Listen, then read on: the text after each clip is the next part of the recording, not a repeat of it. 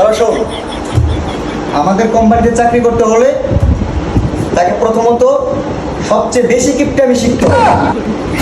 যে বেশি কিপটামি করতে পারবে তাকে আমরা বেশি বেতন দিয়ে রাখবো। এই কিপটা, তুই বলতো তুই কতটুকু কিপটামি করতে পারোস?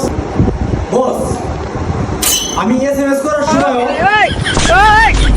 স্পেস দেন।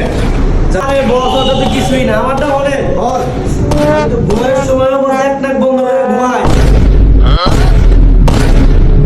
হ্যাঁ? যাতে অক্সিজেন কম খরচ হয়। ঠিক আছে।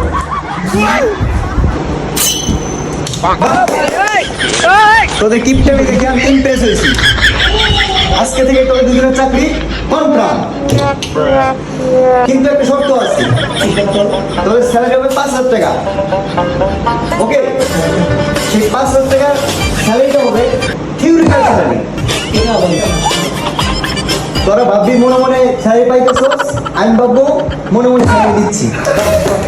ঠিক আছে, ঠিক আছে, ঠিক আছে, ঠিক আছে। ওকে ওকে, দাঁড়া। আমি মনে করি